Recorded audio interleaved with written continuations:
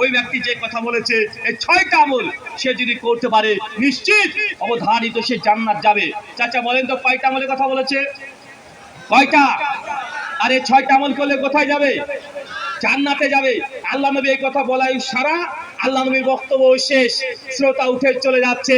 আল্লাহ নবী দেখে এতটাই খুশি, ওই যে জান্নাতি ব্যক্তি দেখতে হলে দেখো ওই যে ব্যক্তি প্রশ্ন করেছে ওই জান্নাত যাবে।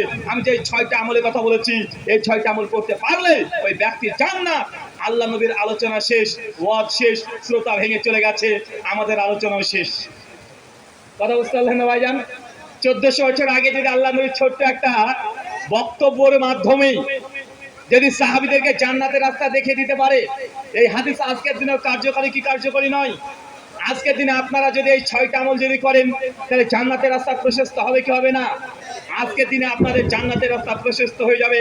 মহান সত্তা আল্লাহ সুবহানাহু ওয়া তাআলা দোয়াই এই প্রার্থনা, আল্লাহ যে কথাগুলো আমরা বললাম যতজন এখানে আছি অন্ততপক্ষে 6টা আমল করার তুমি তৌফিক দান করো, সকলে বলে আমিন। আমাদের মধ্যে যারা অসুস্থ আছে আল্লাহ সুবহানাহু ওয়া তাআলা তুমি আর শাফি, তুমি সুস্থতা দানকারী, আমাদের প্রত্যেকে শেফাই কুল্লিয়া দান করো, সকলে পড়ি আমিন। আমাদের এলাকায় যারা মৃত্যুবরণ করছে আল্লাহ সুবহানাহু ওয়া তাআলা তা যদি শিরক না করে মৃত্যুবরণ করে থাকে তাদের কবরে আযাব মাফ করে জান্নাতুল ফেরদৌস দান করে, সকলে পড়ি আমিন। আমাদের মধ্যে যারা হালাল উপার্জন করতে পারি না আল্লাহ তুমি আর রাজ্জাক, তুমি রিজিক দাতা, আমাদের প্রত্যেককে হালাল উপার্জন দিয়ে পূর্ণ করে দাও, সকলে পড়ি আল্লাহুম্মা আমিন। আমাদের মধ্যে যারা এখন ঋণগ্রস্ত আছে আল্লাহ সুবহানাহু ওয়া তাআলা তুমি আর রাজ্জাক, তুমি আমাদের ঋণের গজব, ঋণের আযাব থেকে পরিত্রাণ দান করো, সকলে পড়ি বলি আমিন। এই বলে আজকের মতো আলোচনা শেষ।